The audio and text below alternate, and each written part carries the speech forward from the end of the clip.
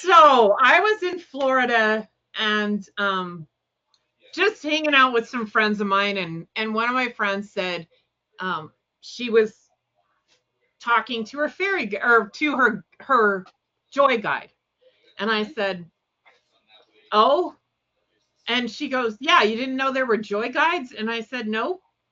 And she goes, "Well, you need to meet your joy guide then." And I said, "Why?" I'm a pretty happy person already. I think I must interact with this being already. And she said, "Well, maybe you do, but you need to know them." So we sat down and we did a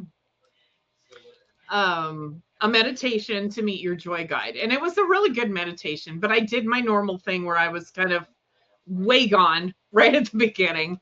Oh, And yeah. then I kind of realized, oh yeah, I'm supposed to be paying attention. So I heard her say, ask them to come in. And I said, okay, I want to meet my joy guide. So please come in and show yourself to me. So here's what he does. There's this pop and like a little explosion thing. And he shows up as your traditional garden gnome, like you probably have with the red pants and the white shirt or whatever, however that goes. And the beard, And I laughed and I said, but that's not how I see you.